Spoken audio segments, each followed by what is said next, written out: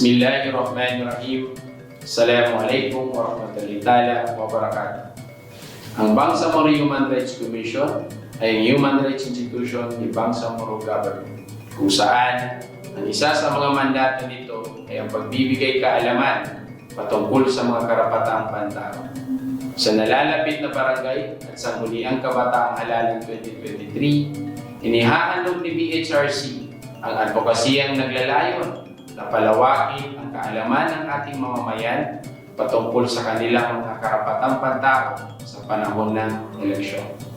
Ang BHRC ay nag-imbita ng mga magagaling na abogado mula sa Integrated Bar of the Philippines at Commission on Election na eksperto sa usaping eleksyon. Inaanyayahan po namin kayo na makinig at manood upang malaman ang ating mga karapatan at mga bagay na pinagbabawal sa panahon ng eleksyon. Ang pagboto ng malaya at mapayapa ay isang karapatan na pinagkaloob sa atin ng batas. Ito ay dapat irespeto, ingatan, pahalagahan at isakatuparan ng bawat isa sa atin. Sa nalalapit na barangay at Sangguniang Kabataan Election, sana po ay magkaisa tayong lahat tungo sa malaya at mapayapang halalan. Laging tandaan, boto mo, karapatan mo. Wabillahi taufiq wal hidayah. Assalamualaikum warahmatullahi wabarakatuh.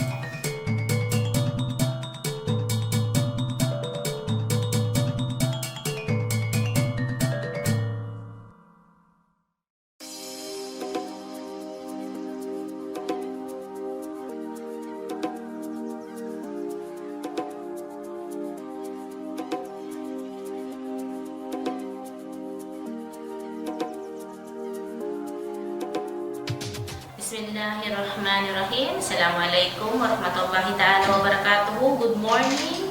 Magandang umaga po sa ating lahat. I will be giving updates regarding barangay and SK elections, particularly here in Cotabato City. For the first slide of my presentation, I will be giving you the total number of registered voters in Cotabato City for Barangay and SK Elections 2023. Ilan po ba ito? We have 122,998 regular voters. Ito po sila, yung mga 18 years old and up. And we have 34,563 SK voters. Sino naman po ito sila? Sila yung mga 15 to 17 years old and 18 to 30 years old. Para po doon sa dami ng mga botante na yon sa Cotabato City, we will be needing 1,128 electoral boards. Sila po yung mga public school teachers na magsaserve during the barangay elections. Dito sa Cotabato City, supposedly, we will be having a special electoral board for our persons deprived of liberty because they, upon registration, they are 50 plus 1. So, required po tayong mag-create ng special electoral boards. However, upon verification, only 5 PDLs remain in the city jail. So, hindi na po tayo mag-create ng special electoral boards for our PDL. However, nag-request po tayo sa atin pong VSO na dapat po magkaroon po tayo ng escorted PDL voting during the October 30, 2023. It is for the PDL na din po para mabigyan na rin po, ma-exercise din po nila yung kanilang karapatan na makaboto pagdating po ng eleksyon. And for Barangay Board of Canvassers, of course po, kailangan po nating mag-create ng Board of Canvassers sa bawat barangay dito po sa Cotabato City, and it also applies to other areas. Ilan po ang kailangan nating Barangay Board of Canvassers? Because Cotabato City has 37 barangays, we will be needing 111 Board of Canvassers. We have what we call project of precincts every elections. Hindi lang po tuwing barangay and SK elections. Kapag national and local elections, meron din po tayong project of precincts na piniprepare ang COMELEC. For Cotabato City, ito po yung project of precinct summary natin. The total number of barangays in Cotabato City is 37. And the total number of established precincts is 799. The total number of registered voters, 122,998. And the total number of clustered precincts, 376. And the total number of voting centers, ito po yung mga schools na ginagamit natin as voting centers dito sa Cotabato City is 33. Tuwing eleksyon po, para po masigurado natin na maayos at mapayapa, pati na rin po matagumpay ang atin pong eleksyon, ang COMELEC po nagko-compose po ng tinatawag na city, ng regional, provincial, city or municipal joint security control center. Sino po ang bumubuo nito? In cases of cities like in Cotabato City, binubuo po ito ng City Election Officer as the chairperson and the Chief of Police of the Philippine National Police in our area of jurisdiction, but in Cotabato City, it is our City Director. And pangatlo po, nagko-compose dito sa ating pong CGSCC is the highest ranking AFP officer in the area as Navy designated. Katulad po sa atin dito, it is the MPLT 5 or the Philippine Marines.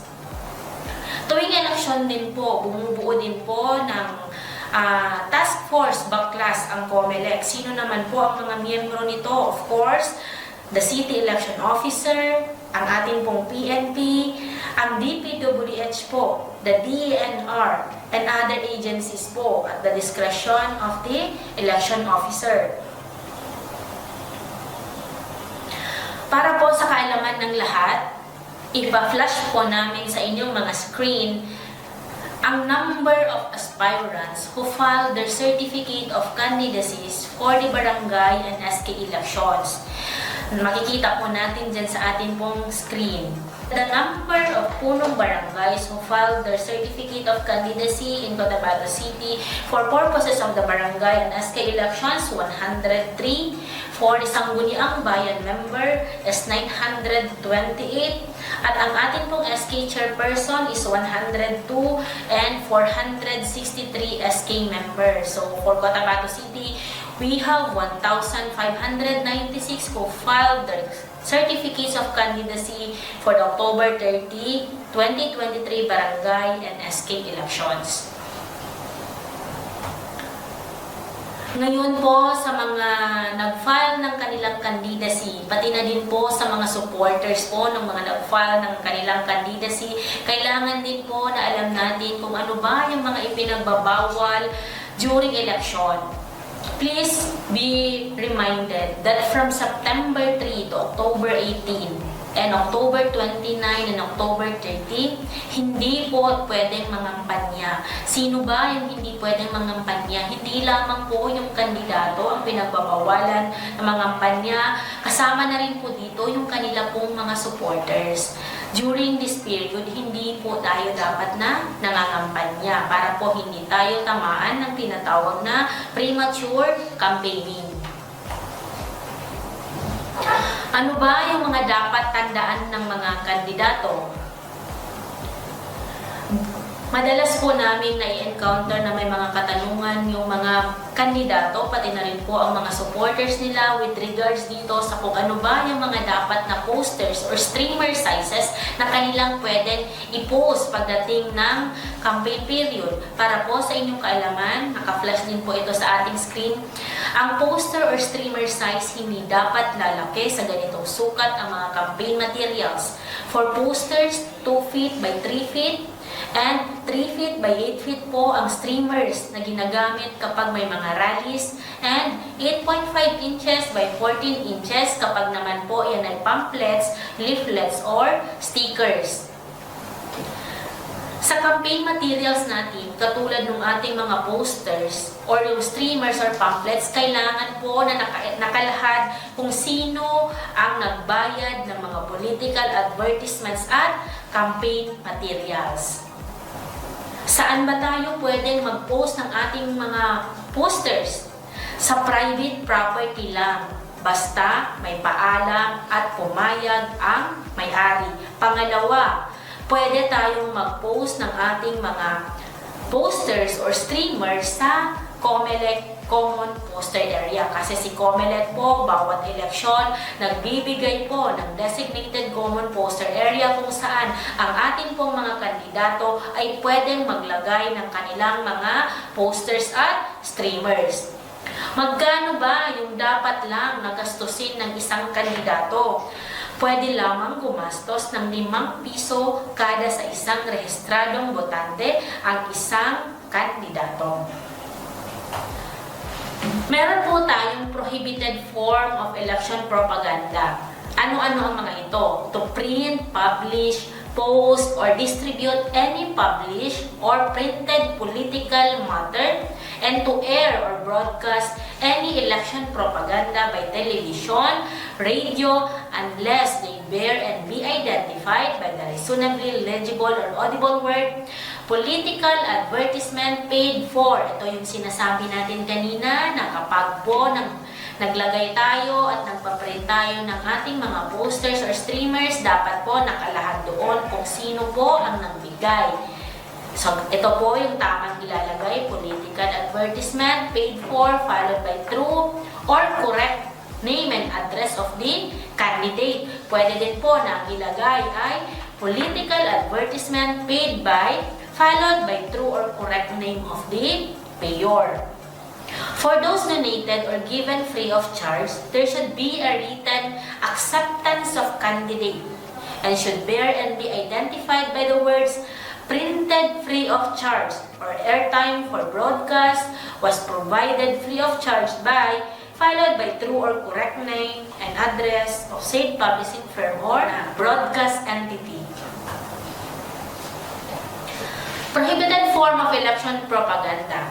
To show any movie or any type of performance portraying the life or biography of a candidate, or in which a character is portrayed by an actor or media personality who is himself or herself a candidate.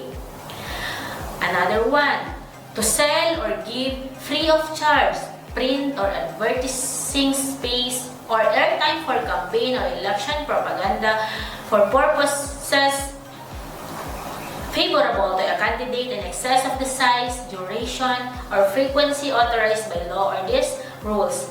And another one, for any radio, television, cable television, or station announcer or broadcaster to allow the scheduling of any program or permit any sponsor to manifestly favor or oppose any candidate by unduly or repeatedly referring to or unnecessarily mentioning his name or including therein said candidate.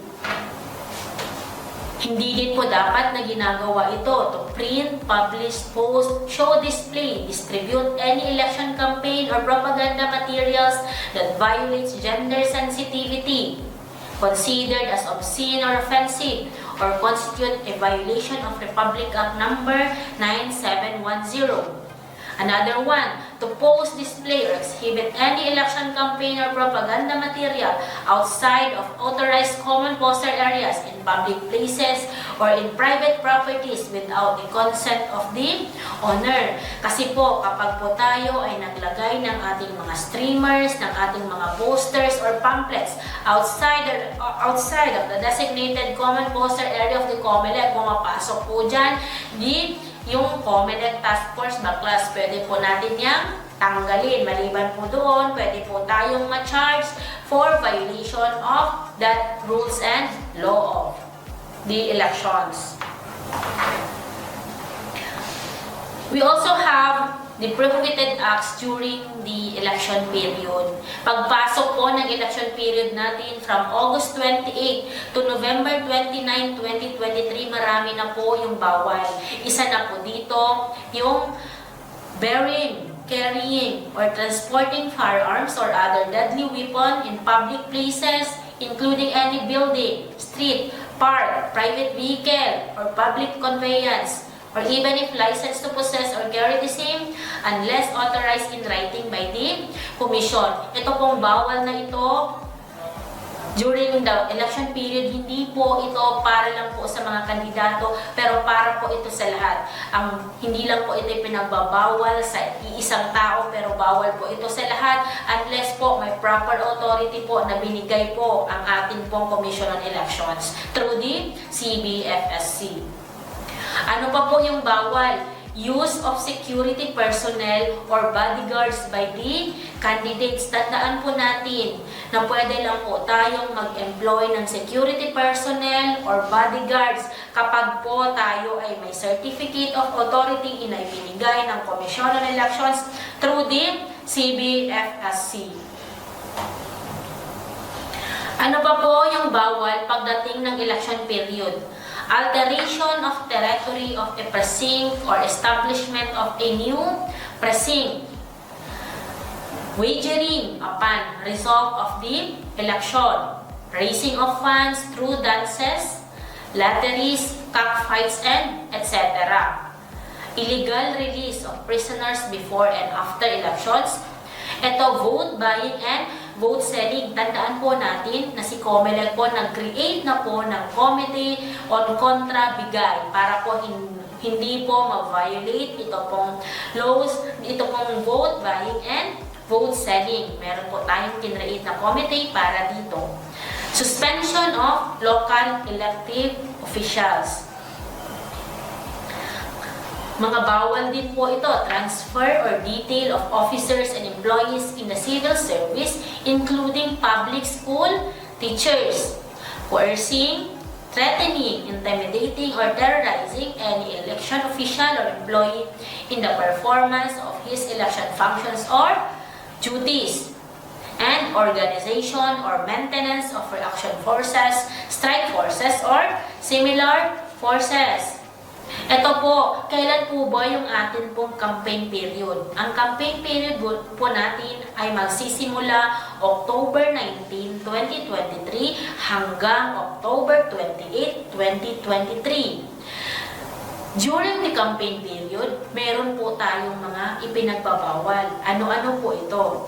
Una, removing, destroying, obliterating, defacing, tampering, or preventing distribution of lawful election propaganda, posting, displaying, distributing, and using illegal campaign materials. Third, bawal po release, disbursement, or expenditures of public funds for social services and development. Pwede lang po itong gawin kapag po tayo ay nabigyan ng exemption ng COMELEC na kailangan po hinihingi natin at least 45 days prior po sa start po ng prohibition. Ano pa po yung mga bawal during the campaign period? Making any donation or gift in cash or in kind. Tandaan po natin, meron po tayong committee on the kontrabigay. Pwede po ma-disqualify ang isang candidate on account na siya po ay nahuli na nagbibigay ng cash or in kind. Meron po tayong total ban on ayuda at meron po tayong tinatawag na money ban during the election, during the campaign period. Panglima, na bawal appointing or using special policemen, special confidential agents, or the like, and using armored land, water, or aircraft. Policemen and provincial guards acting as bodyguards of public officials or candidates. Pagdating po ng eve of election day, meaning kinabukasan nito ay mag-e-election na. Bawal na po tayong mangampanya. Bawal pong ang giving, accepting free transportation, foods, drinks, and things of value during the eve of election day. Kailan po ang eve of election day? It is October 29, 2023. That is Sunday. Bawal din po selling, furnishing, offering, buying, serving, or taking intoxicating liquor. Soliciting votes or undertaking any propaganda for or against any candidate within the polling place or within 13 meters thereof. Opening of booths or stalls for the sale, etc. of wares, merchandise or refreshments within 30-meter radius from the polling place, and holding of fairs, cockfights, boxing, horse races, or similar sports. Ito po, bawal na bawal. Using the voter's affidavit or the voter's certificate of another person for the purpose of voting, whether or not actually succeeds in voting. And bawal po voting more than once or in substitution of another. Tandaan po natin yung karapatan po natin bumoto ay isang beses lang po sa bawat eleksyon. Hindi rin po pwede na kapag wala yung isang botante, tayo ang boboto sa kanya kasi bawal po yung substitution.